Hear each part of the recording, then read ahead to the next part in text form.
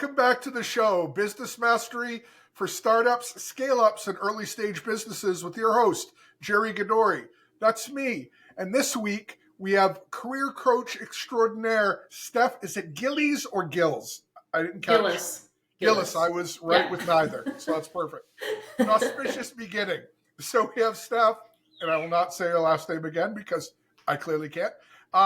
She is a career coach based out of Canada, and her whole jam, her whole gig is to help you get the job you're looking for if you're hunting. Now, you might ask why we have that type of a guest on a business-focused show. I want to flip the script today and look at the opposite end of that. What is your candidate's experience moving through your interview process mean to your company and your employer brand? Steph, could you share a little bit more about your background, please? Yeah, absolutely. So people are usually shocked to hear I had 32 jobs in 15 years. So that kind of started my thing as a career coach because I got really good at applying for jobs.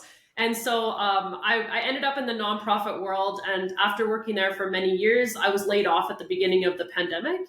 So that was kind of an opportunity for me to be like, what do I want to do next? And I'd previously certified as a resume writer and interview coach. And so I figured, why not give it a try? And so that was 3.5, almost 4 years ago now. Wow. I jumped into business and I've been in business ever since. And it's just been something that I've really enjoyed. I've written over 1,000 resumes, coached hundreds of people on interview coaching as well, and really help people with their career transitions and really helping them figure out their career story in order to, land them the job that they're looking for.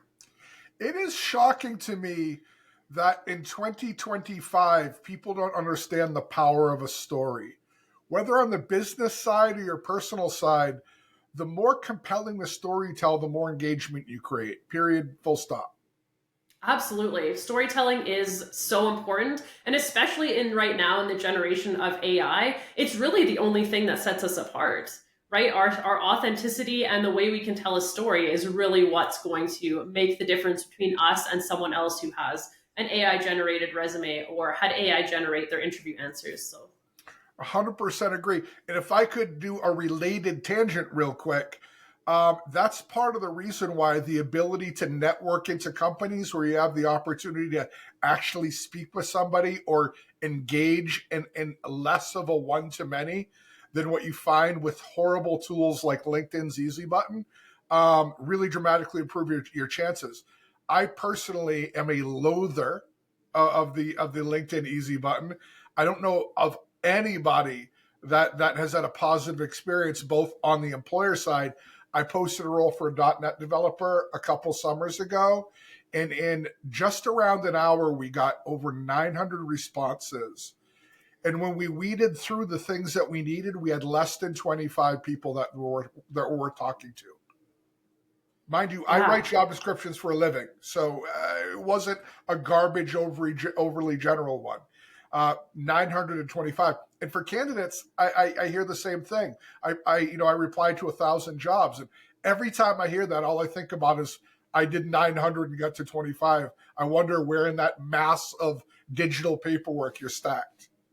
Absolutely. I mean, that shows the importance of why individuals need to, tailor their resume and their applications appropriately because hiring managers don't have time to look at 900 applications. That's just not realistic. And so making sure that your application process is as job seekers is very targeted. You're not just applying, spraying and praying and hopefully hoping that something's going to work out. Really being targeted and intentional about what you're applying for makes a big difference and also helps the hiring managers as well.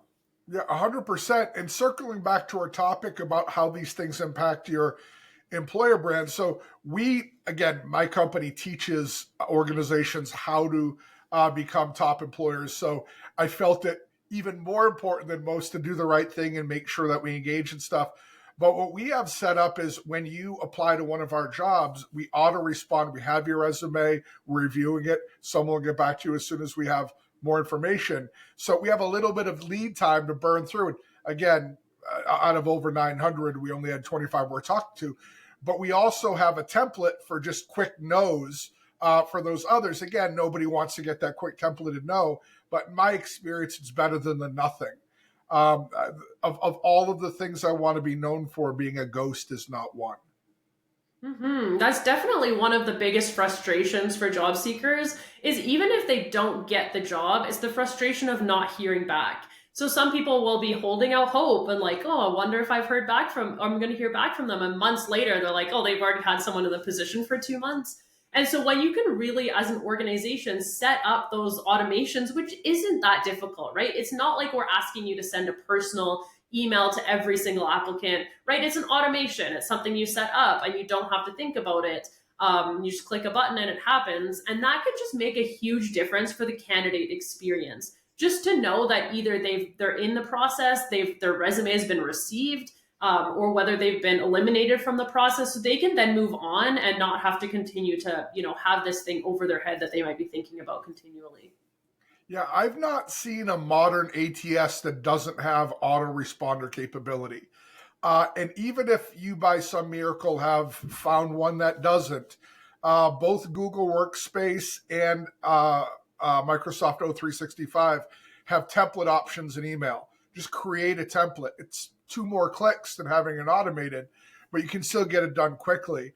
And to Steph's point, it makes a big impact. Our general rule of thumb that we use internally for my company and for companies that I work with is the further down the candidate pipeline that a candidate gets, the further through the interview process, the more feedback they get. So in that example of 900, we sent out 875 auto responded thanks, no thanks, didn't meet the criteria, just obviously more polite than that. But for the other 25, if we spoke and it's not going to happen, they knew right then because we said, hey, thanks for your interest. You lack this thing or we need that thing or whatever, and you're out. But the further through that process, again, the more detailed the feedback. And I found, again, and I'm interested to hear your perspective, that the closer to the offer stage a person gets in the interview process, both on the company and the candidate side, the more emotionally invested they become, the more likely they are to react strongly. So what I mean by that is that fictional job you interview and you get three interviews deep. If I send you thanks, no thanks after that, my experience tells me that you're probably going to react negatively. Whereas if I'd done that at the beginning, you would have been thankful to find out. What have you seen, Steph? Yeah, I mean, that's definitely a really great point. I think that as, employers and organizations, when you can share feedback with job seekers, it really increases and enhances your brand. Because throughout the interview process, I mean, whether or not you interview all 25 or whatever happens with those 25 people, if they all get a little bit of feedback from you and have a real human conversation, they're more likely to refer your organization to their friends or apply to future jobs if they're, really great candidate. And I think that the frustration a lot of people have is sometimes that, they just get that automated rejection email after multiple interviews and then they respond back asking for some feedback and they don't get anything at all. And I know that it's time consuming, but at that point in the process, you're really talking about maybe like 5, 8, maybe 10 people. So it's really, it's not like we're asking you to send 800 people some like long feedback about why they weren't selected. But once you get to that later part in the process, it just gives you such an opportunity to help somebody by just sharing one thing that could, set them apart. I worked with a client who was applying for jobs and she was getting interviews. Like every time she applied, she was getting interviews. She would get to the second interview. They'd be like, we're super happy with you. Just send us your references. And then she would get a rejection. And she was like, that's so odd. But whenever she would ask, they never told her. And apparently what had happened was one of her references was providing a negative reference and she didn't know that.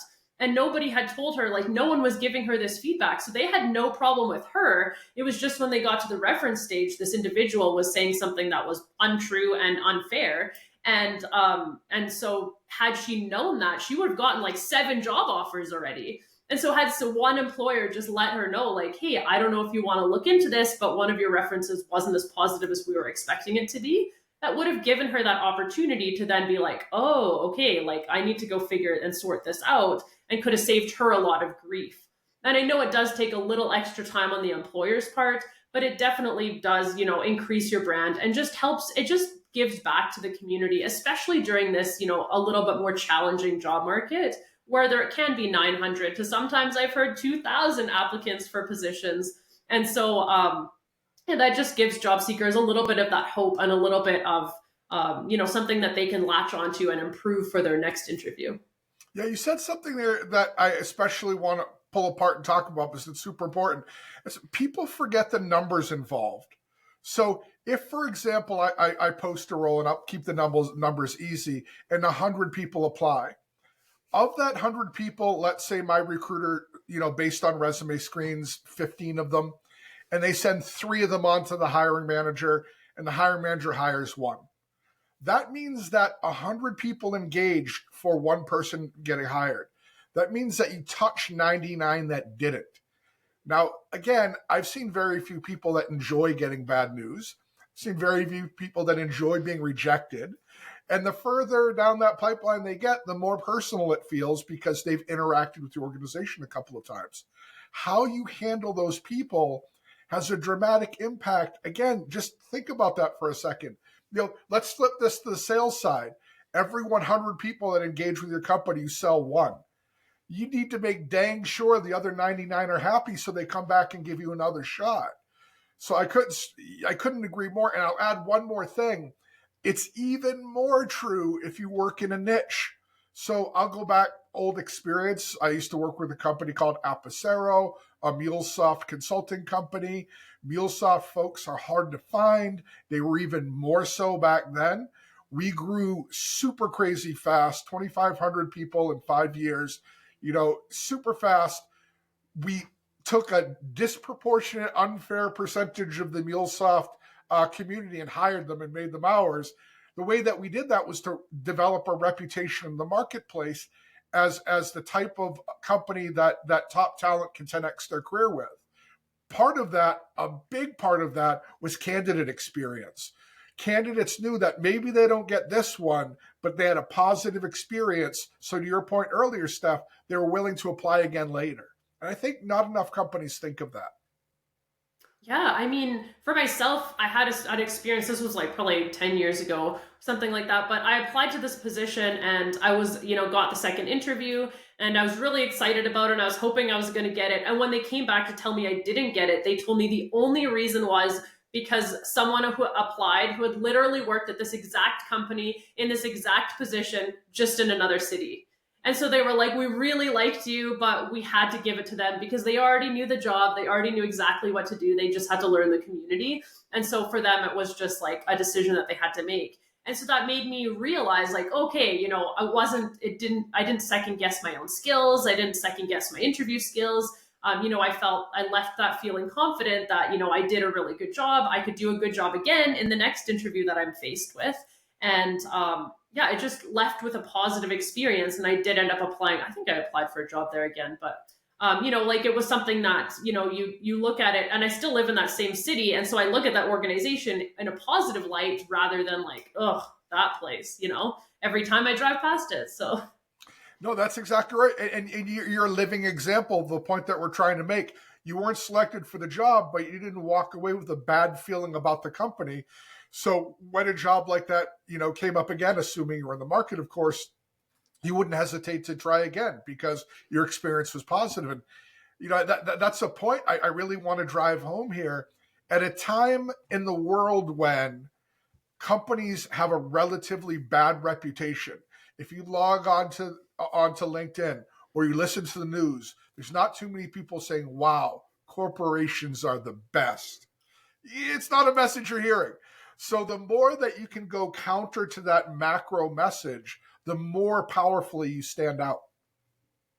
yeah, and I think it's something that a lot of employers are just not doing right now, whether they're not taking the time to set up the automation or they're just, their funding in that area of their business is just not where it needs to be. Whatever the reasons are, the companies that are doing what you're suggesting, sending out automations, giving feedback throughout the interview process, they're standing out. Like it really doesn't take much to stand out right now.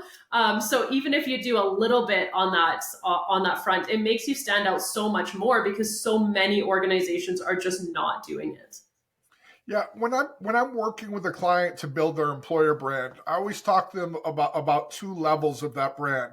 There's the macro or industry reputation, and there's the micro or your company's personal reputation or brand. So if, for example, you are a technology staffing firm, the macro brand for staffing firms is not great. In technology staffing firms, still not great. So anything that you do that sets you apart as being better than the average pulls you out and helps you to differentiate. In an industry like technology staffing or digital marketing, that's especially important because there's so many companies. It's such a saturated market. Anything you can do to differentiate between yourselves and them is just such a game changer for your company. Yeah, and it's really about being human. In a world of AI where there's AI interviews and different things that you can do, people are really valuing that human interaction more than ever. And so I've worked with people who are like, if I get invited to an AI interview, I decline and I don't want to be a part of an organization like that. Whether that's right or wrong is, you can make that your own decision on that. But that's how people are feeling about it, right? They want someone to just take a few minutes out of their day to have that conversation with them and be a part of that interview process. And I think that human element is just so important. I couldn't agree more. And that brings up, I think, a natural question, Steph.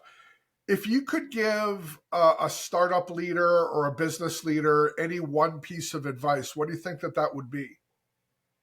Yeah, I think that the biggest thing that I would give them is to be human. Like we talked about the storytelling, we talked about, that personal human touch. There's a really good book called The Go Giver, and it's all about giving back to your customers, your clients, and people, just people you meet in general. And it's a really great book because it just brings out, a lot of that human interaction and making people feel like they're worthy and they're valued in a time when that's not what the media is necessarily talking about, right? Everyone's pushing AI. Oh, how can we do this with AI? How can we streamline this process? How can we improve this? And that's great. That's super important. I love AI, don't get me wrong. But there's that human aspect that is just so unique, and organizations that lean into that a little bit more, organizations that use storytelling, organizations that use that human aspect, they're the ones that are really standing out. I think even if you ever call like customer service rep, like I'm thinking about TELUS with my cell phone, if you ever have a problem and you call them, it's so frustrating when organizations put you through this thing where you have to like click all these buttons and they're like, oh, we don't quite know what you're talking about. Let me lead you to these 10 articles that are completely unrelated to what you want. But like when I call TELUS, they answer the phone. Like they tell me, like they answer the phone, I tell them my problem and they give me a solution, and it's super quick and it's super easy, and that keeps me with them, right? Rather than switching organizations or companies. And so I think that aspect of it, and leveraging AI for certain things, but then having that human aspect to really build that customer service, I really think that's where the future of big companies and people who are going to really grow is going to be. I love that answer. I think that's great. Let me switch gears a little bit. So we've been talking about the submitting yourself for a role and the interview process itself and the importance of feedback after interviews. But I think it's worth talking about what happens in the interviews. So one of the things that I see that a lot of hiring, especially again, full disclosure, I work more in tech and cybersecurity than any other space. So what I'm talking about, I see there significant a lot. I've seen it in other places, but I definitely see it a lot. And that's that the interviewer, doesn't want to be. They don't like that part of their job. Most folks who get into tech because they want to make cool stuff and play with shiny toys, not because they enjoy the HR function of their job. So right off the bat, very often you're picking up kind of a weird attitude, which as a candidate is hard not to take personally, when the reality is the manager would rather be, cutting their fingernails with a grinding tool than doing the interview. And the second part is they are so focused on qualifying that candidate, making sure they can do the job, that they forget they have to present the job in such a way that the candidate wants it. So I've seen it happen very often where a manager, either because of their attitude or because of the way that they're structuring their interview, that they turn the candidate off and lose somebody, only to realize towards the end that this was the right person. but the damage is done and they're stuck. Have you, from the other side, heard things like that?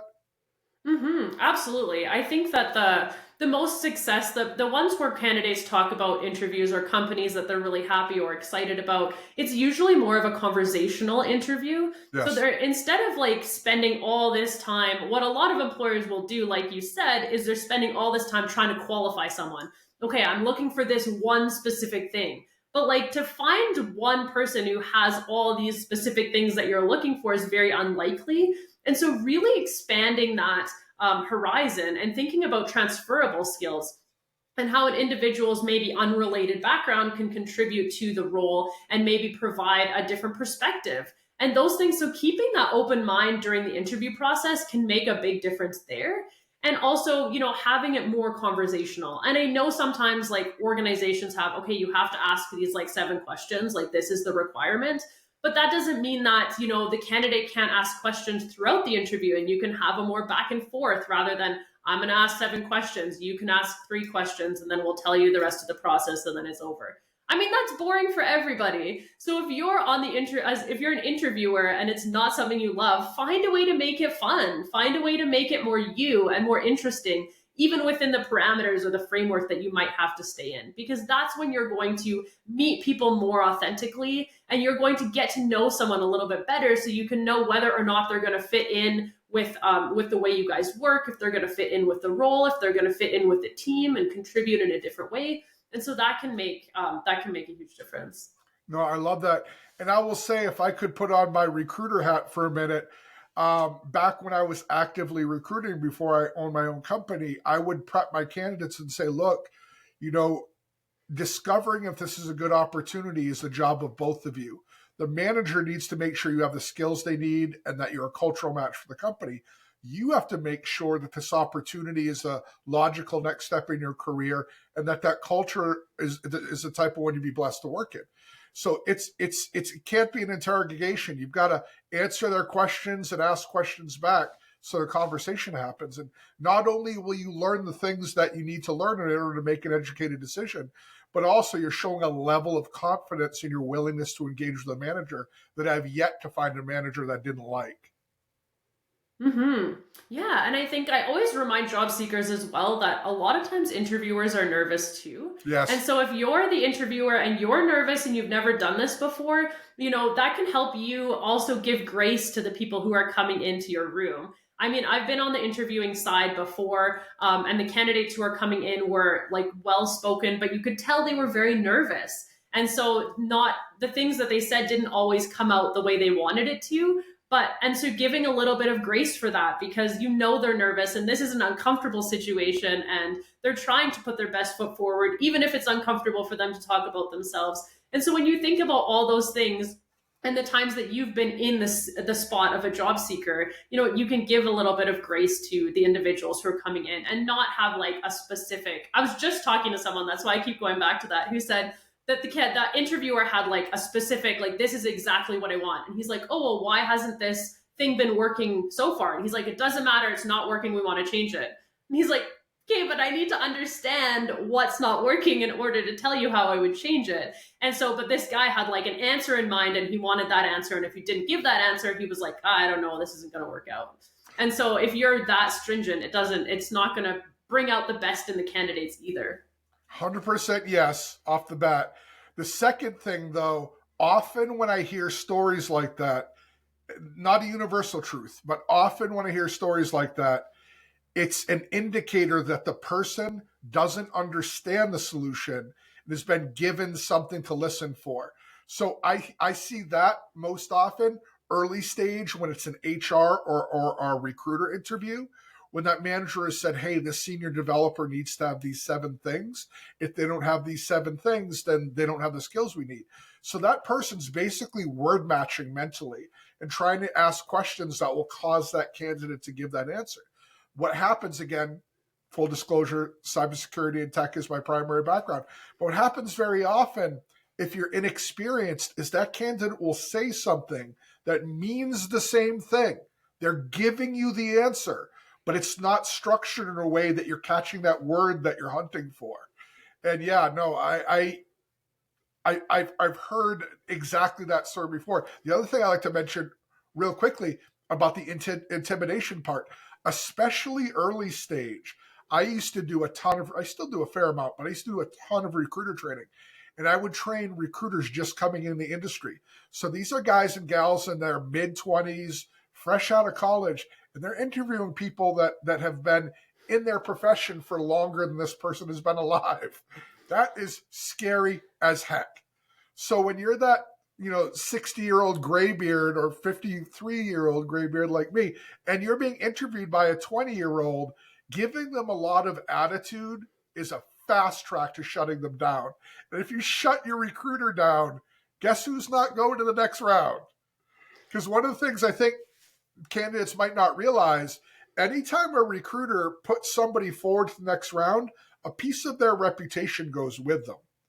No manager expects a recruiter to have a 100% close rate. That would be absurd. But the more of those folks that shouldn't have gone through, they just clearly weren't a match, the more damage it does that recruiter. So what happens, again, especially with recruiters that are either A, going through a tough patch, or B, not very experienced, if they're scared, they just say no, because they don't want to look bad. They don't want to damage their reputation. Mm-hmm. And I mean, that's so important. All stages of the interview are super important. I saw this tweet one time. I don't remember who did it, but it said like this guy posted this tweet, and it just said, the person who told me to F off in the parking lot just arrived for an interview with me. Karma Yes. wins again. And so if you think about it that way, right? Like everything that you do as part of the job search process is part of an interview. Like if you mouth off at a recruiter, they're not, if they have a job, they're like, oh, this person would have been perfect, but I'm not going to call them because I'm not going to put my name behind this person who might, blow up an organization or do the same thing in a role. So you really have to treat everyone within the process with respect. And then same with recruiters, right? Treating all the candidates with respect as well, because the same thing, candidates then won't be like, oh, you should check out this recruiter. If they have a job posting and a job opening that their friend might be perfect for, they'd be like, oh, steer clear. So it kind of goes like both ways, two-way street. 100%. I couldn't agree more. And I'll tell you, many, many moons ago, more than 20 years, I was selling staffing services. So my career, I started off as a technical recruiter, then I moved to technology services sales. And I was in Boston at a large company. I will leave the company nameless. They were great, nothing to do with them, but a weird story. I tend to be chronically early for things, especially back when everything was in person and Boston traffic is completely unstable. So I tend to get places really early. So I got there like a half an hour early, and I would never check in and ask, my person I'm meeting to move a half an hour early. That's rude. So I went up to the desk and I said, hey, I'm checking in, but I'm crazy early. So could you please not reach out to the manager for about 20 minutes? I don't want to be rude. She's like, oh, that's no problem. Super nice lady. So I sit down and I'm just kind of blah, blah, blah, scrolling through. This was 20 years ago. So go through a magazine and stuff. And this guy comes in and he goes up to the desk just like I did. And he's like, I'm here to meet so-and-so. And he was kind of snippy. And she goes, I know for a fact he's out of the office, but he'll be back real soon. As soon as he gets in, I'll let you know. And he's like, I have a meeting with him. Do your job and call him right now. And she's like, okay. So she called and she put it on speaker, I think, to drive the point home. It went straight to voicemail. She's like, so-and-so is here to meet you, blah, blah. She hung up. She looked and said, like I said, I know he's out. He'll be back soon. As soon as he is, I'll let you know. So the guy kind of in a huff turns, sits down. Fast forward like 10 more minutes. A guy comes in from outside, goes to the desk, see you talking. They look at the guy and they keep talking. The guy walks over and goes, hey, I'm sorry I'm late. I know I'm late. I was supposed to meet with you. We had something come up. I had to leave the site and come back, but I'm back now. Real quick, though, you can leave. Nobody talks to our receptionist that way. And they just walked upstairs. Turns out that lady had been there for like 30 years. She knew everybody. And I mean, she was on first name basis with the CEO. It was just, it's not 100% related to our topic, but it was such a great, to piggyback on your point, such a great example of treating people decently, and the repercussions of not. Yeah, I mean, that's a great story. And for you in there waiting to go into an interview, I'd be like sold on the company too, right? Like, Yeah, you know what the culture is like, and that sounds like a really cool place to work. So that was exactly. great. Yeah, that's really neat.